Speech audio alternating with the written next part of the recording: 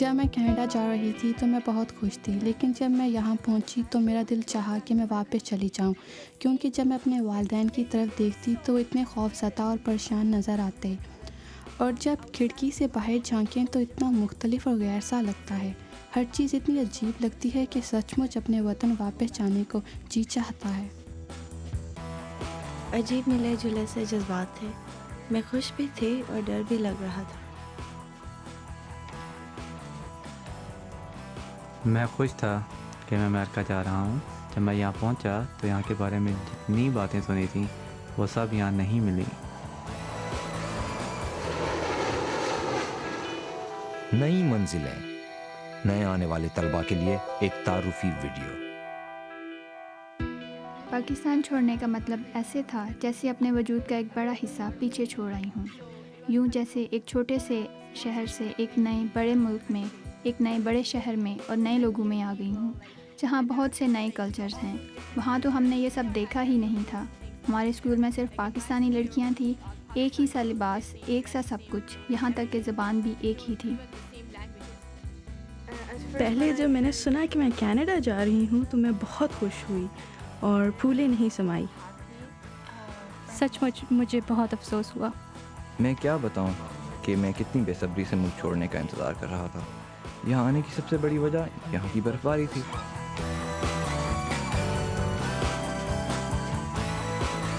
میں تو اپنا گھر چھوڑنا ہی نہیں چاہتا تھا۔ میں ایک نئی جگہ جا رہا تھا اور میں نے اتنی دور کا سفر کبھی نہیں کیا تھا۔ یہ سب دلچسپ تھا، لیکن میں ہمیشہ کیے جا رہا تھا۔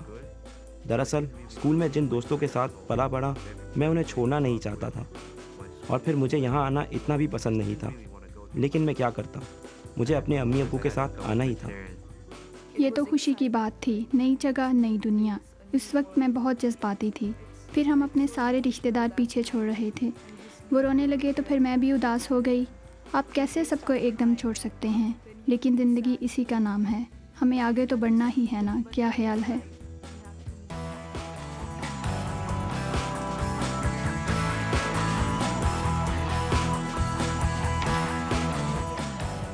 میرے لیے سب سے بڑی مشکل یہ تھی اور ابھی تک ہے کہ میرے امی ابو یہاں پر نہیں ہیں۔ مجھے یاد ہے کہ جب میں گھر جاتی تھی تو میری امی میرا انتظار کیا کرتی تھیں، اور اب میں گھر جاتی ہوں تو وہاں کوئی نہیں ہوتا۔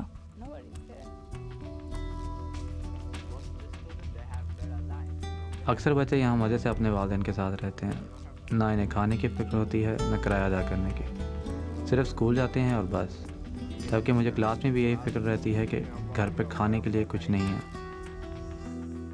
جب آپ بڑے ہو رہے ہوتے ہیں تو عادت سے ہو جاتی ہے کہ سارا کام والدین کریں، سب ذمہ داری وہی سنبھالتے ہیں، وہی ہر جگہ بات کرتے ہیں۔ جب سے میں یہاں آیا ہوں معاملہ الٹ ہے۔ اگر میری امی ابو کو کہیں جانا ہوتا ہے تو مجھے ہی ساتھ جانا پڑتا ہے، ان کی طرف سے بات کرنے یا ترجمہ کرنے کے لیے۔ اس میں کوئی شک نہیں، یہ میرے لیے بھی عجیب تھا اور میرے والدین کے لیے بھی۔ وہ تو مکمل طور پر صدمے کا شکار تھے، کیونکہ میرے ابو کو انگریزی نہیں آتی اور میری امی تھوڑی بہت انگریزی جانتی تھیں۔ لیکن کینیڈا میں اصل مسئلہ نوکری کی تلاش تھا۔ ان کی بیٹی کی حیثیت سے میں اسکول میں اچھی کارکردگی دکھانا چاہتی تھی تاکہ وہ کسی بات پر تو خوش ہوں۔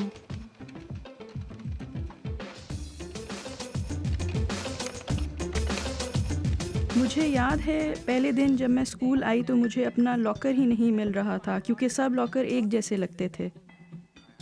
میں اپنی کلاس میں ہمیشہ دیر سے جاتا تھا کیونکہ مجھے اپنا لاکر ہی نہیں ملتا تھا۔ پھر اپنی آسانی کے لیے مجھے اس پر نشانی لگانی پڑی۔ پہلی دفعہ کلاس میں مجھے ٹیچر نے اپنا آخری نام لکھنے کے لیے کہا، لیکن مجھے اس کی ہجے نہیں آتے تھے، اس لیے میں نہ لکھ سکی۔ میں اپنا ٹائم ٹیبل ہاتھ میں لیے اسکول میں چکر لگاتا رہا۔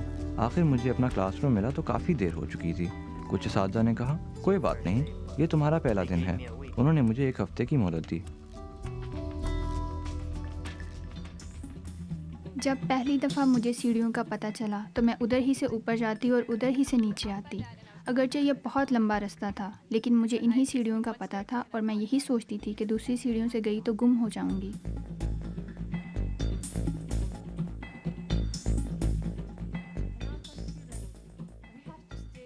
اپنے ملک میں تو ہم سارا دن ایک ہی کلاس روم میں ہوتے تھے اور ٹیچر وہیں آتے، لیکن یہاں ہر کلاس کے بعد ہمیں دوسری کلاس ڈھونڈنی پڑتی ہے۔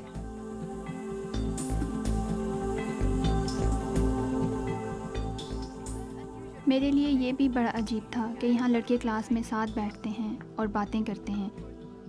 وہ سمجھتے ہیں کہ میں ابھی دوسری لڑکیوں کی طرح ہوں، انہی کی طرح بات کروں گی، ان کے سوالوں کے جواب دوں گی، جبکہ میں سوچتی ہوں کہ یہ مجھ سے کیوں بات کر رہا ہے۔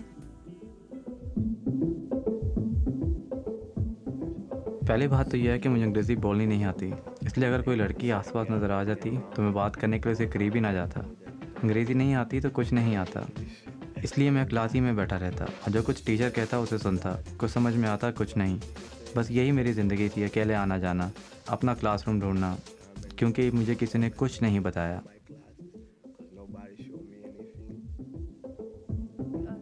جب ٹیچر ناراض ہوتے تو ان کی طرف دیکھنا اور مسکرانا ہمارے لیے کوئی بدتمیزی کی بات نہیں تھی، بلکہ ان کی عزت تھی۔ لیکن یہاں اگر کسی بات پر مسکرائیں تو یہ بدتمیزی سمجھی جاتی ہے۔ جب میں پہلی بار یہاں آیا تو میری انگریزی بہت خراب تھی، کسی کو بھی میری بات سمجھ نہ آتی۔ میں کیا سوچتا تھا، کیا کہتا تھا، مجھے بڑی تنہائی محسوس ہوتی۔ جب بات کریں تو پتہ چل جاتا ہے کہ آدھے طلبہ آپ کا مذاق اڑا رہے ہیں، وہ یہ بات بھول جاتے ہیں کہ آپ یہاں نہیں پلے بڑھے، اور یہ کہ آپ کی زبان بھی دوسری ہے۔ میں پہلے ہی سب طلباء سے بڑی تھی اور انہیں پتہ تھا کہ میں ان سے بڑی ہوں، اس لیے وہ میرا اور بھی مذاق اڑاتے۔ اسکول میں پہلے چند ہفتے میرے لیے بہت مشکل تھے کیونکہ مجھے کچھ سمجھ نہیں آتا تھا، لیکن جب بھی مشکل لگتا تو کچھ اساتذہ آسان کر کے سمجھاتے۔ میرے خیال میں ایک ٹیچر کے لیے یہ ایک مشکل کام ہے، لیکن بہت دلچسپ بھی ہے، کیونکہ جس طرح ایک طالب علم اور اس کے والدین کو نئے ماحول کے بارے میں سیکھنا پڑتا ہے، اسی طرح ایک ٹیچر کو ان کے حالات جاننے کا موقع ملتا ہے جو طالب علم اور اس کے والدین اپنے ہمراہ لاتے ہیں۔ اس طرح اس میں شامل تمام لوگوں کے لیے سیکھنے کا بڑا خوشگوار تجربہ ہوتا ہے۔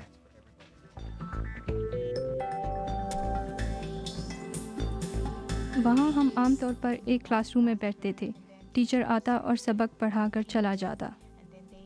وہاں آپس میں مل کر کام کرنے کا رواج نہیں، لیکن یہاں ہر چیز مل جل کر کرنے اور پھر اسی طریقے سے پیش کرنے کا رواج ہے۔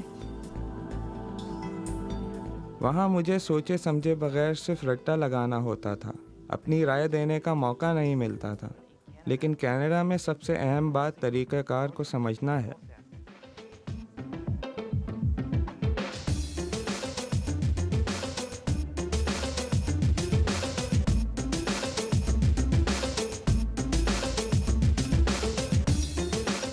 جب میں پہلی بار ڈرامہ کلاس میں گیا تو میں وہاں بیٹھا سوچتا رہا کہ میں یہاں کیوں وقت ضائع کر رہا ہوں، چلوں یہاں سے نکلوں۔ لیکن جب میں نے اسے سمجھنا شروع کیا تو مجھے مزہ آنے لگا۔ زندگی میں کبھی سوچا بھی نہیں تھا کہ میں ڈرامہ میں حصہ لوں گا۔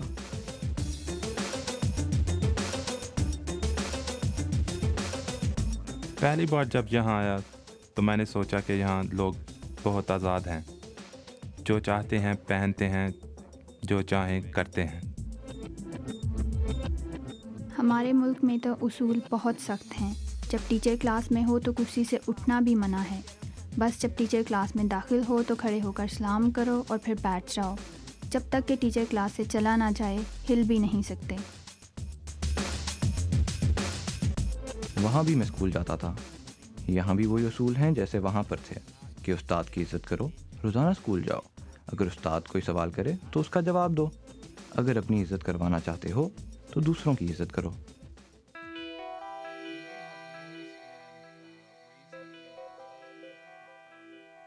یہاں کے طور طریقے دوسرے ملکوں اور دوسرے معاشروں سے الگ ہو سکتے ہیں۔ یہاں کیا منع ہے اور کیا نہیں سمجھنے میں کافی وقت لگ سکتا ہے۔ اسکول کی ایک ذمہ داری یہ بھی ہے کہ اس بات کو یقینی بنائے کہ ہر شخص یہاں کے اصول اور پابندیاں سمجھے۔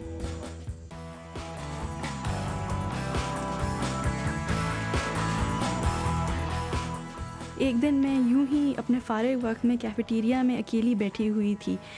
میرے پاس ایک مالٹا تھا جو میں کھانا چاہتی تھی۔ میں نے چھیلنے والا چاقو نکالا، اتفاق سے ادھر سے ایک ٹیچر گزر رہی تھی۔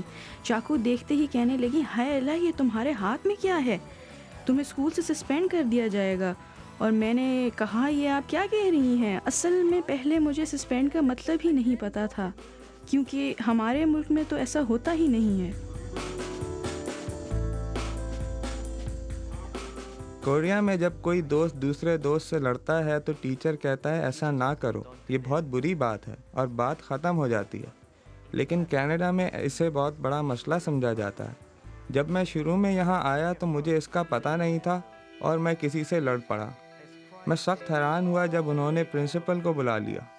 میں نے سوچا یہ کیا مصیبت آ گئی ہے. مجھے اسکول سے نکال دیا گیا. میں حیران تھا کہ یہ سب کیا ہے. یہ بہت ضروری ہے کہ جیسے ہی ایسی کوئی بات شروع ہو طالب علم فوراً اس کی اطلاع کرے. جو ہی اپنے ارد گرد کوئی ناخوشگوار بات محسوس کرے ہمیں فوراً بتائے. میں اپنے ڈیسک پر بیٹھا ہوا تھا کہ کسی لڑکے نے مجھے تھپڑ مار دیا. میں اس سے لڑ پڑا اور ہم دونوں کو اسکول سے نکال دیا گیا. حالانکہ اس نے مجھے پہلے مارا تھا، صرف اسے نکالنا چاہیے تھا. جب میں دفتر میں گیا تو انہوں نے بتایا کہ اگر کوئی مارے تو ہمیں آ کر بتاؤ. اب اگر مجھے کوئی مسئلہ ہوتا ہے تو میں سیدھا ان کے پاس جاتا ہوں، چاہے وہ میرا مسئلہ حل کریں یا نہ کریں، لیکن میں فوراً انہیں بتا دیتا ہوں.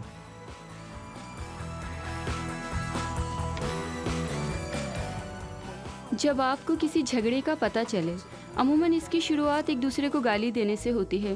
طلبہ ایک دوسرے کو تنگ کرتے ہیں، چھیڑتے ہیں اور بات بڑھ جاتی ہے. لتھوینیا سے آنے کے پہلے سال ذرا مشکل ہوتی ہے. وہاں اگر کوئی کچھ کہہ دے یا تنگ کرے تو نظر انداز یا برداشت کرنا مشکل ہوتا ہے. وہاں تو لڑائی شروع ہو جاتی ہے. پہلے سال میرے لیے بہت مشکل تھا کہ خاموشی سے برداشت کر لوں. یہاں کینیڈا میں اس بات پر بہت زور دیتے ہیں کہ لڑائی مار کٹائی اصل میں انتہائی بری بات ہے. اس سے بات بڑھ جاتی ہے اور آپ سخت مشکل میں پڑ سکتے ہیں. اگرچہ باقاعدہ لکھے ہوئے تو نہیں، لیکن ہمارے ملک میں اخلاقیات کے کئی اصول تھے. ہمیں معلوم ہوتا تھا کہ کیا کر سکتے ہیں اور کیا نہیں، لیکن یہ نہیں پتہ تھا کہ اس کا نتیجہ کیا نکلے گا. یہاں آپ کوئی غلط کام کریں تو اس کی خاص سزا بھگتنی پڑتی ہے.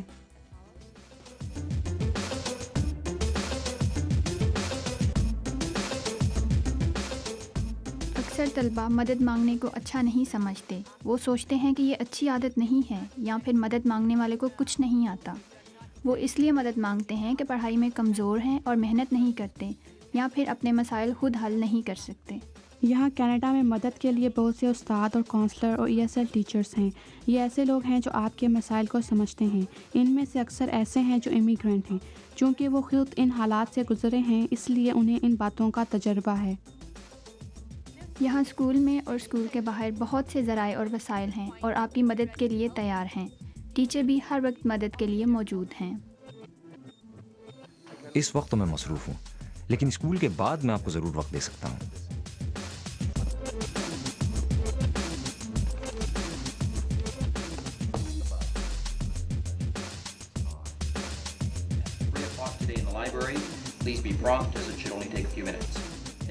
صبح پوری توجہ سے اعلان سننے کی کوشش کریں. اگر سمجھ نہ آئے تو ساتھ بیٹھے لوگوں سے پوچھیں، اپنے کلاس فیلوز سے، یا پھر دفتر میں جا کر پوچھ لیں.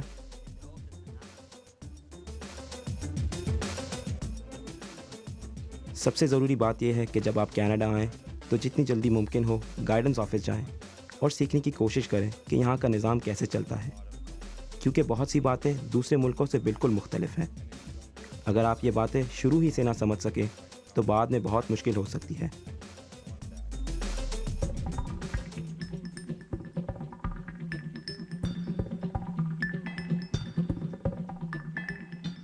میرے خیال میں سب سے ضروری بات یہ ہے کہ اپنی زندگی میں چستی پیدا کریں. ہم چاہتے ہیں کہ تمام بچے، خاص طور پر نئے آنے والے بچے، پڑھائی کے علاوہ اسپورٹس، ڈرامہ کلب میں حصہ لیں. اس طرح وہ آسانی سے اسکول کی زندگی کا حصہ بن جاتے ہیں.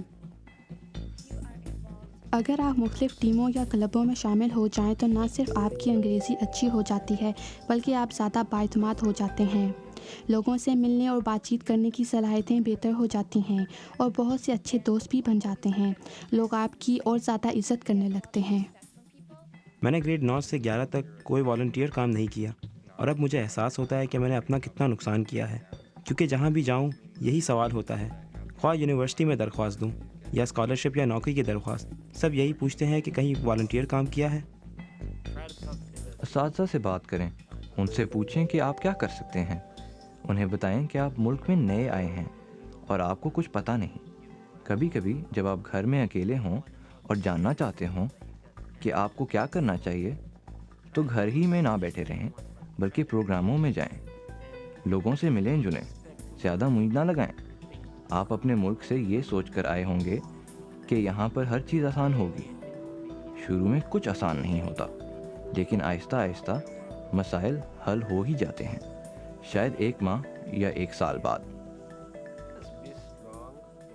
اپنے آپ پر بھروسہ کریں، مضبوط بنیں، کلاس روم میں خاموشی سے بیٹھیں اور سیکھنے کی کوشش کریں، علم حاصل کریں اور اپنے آپ کو خواہ کسی مشکل میں نہ ڈالیں۔ انہیں بے تکلفی سے، دوستانہ طریقے سے اور کھل کر بات چیت کرنی ہوگی۔ زبان جاننا سب سے ضروری ہے۔ اگر آپ زبان نہیں سمجھتے تو آپ ہائی اسکول میں اچھی کارکردگی کبھی نہیں دکھا سکتے۔ اپنی تہذیب کبھی نہیں بھولنا چاہیے، کیونکہ وہی تو آپ کا پس منظر ہے۔ آج آپ جو کچھ بھی ہیں اسی کی وجہ سے ہیں، اس لیے اگر آپ اسے بھول گئے تو آپ کے اندر ایک بناوٹ آ جائے گی اور آپ دوسروں کی نقل شروع کر دیں گے۔ ایک اور بات ہے کہ بہت سے دوست بنائیں، جتنے زیادہ دوست بنائیں گے اتنا ہی زیادہ اور خوشگوار تجربہ ہوگا۔ گریڈ 12 سے پہلے تک اسکول میں مزہ ہی مزہ ہے۔ تمام بچوں کا، اسکول کے عملے کا اور سیٹلمنٹ ورکرز کا بہت بہت شکریہ۔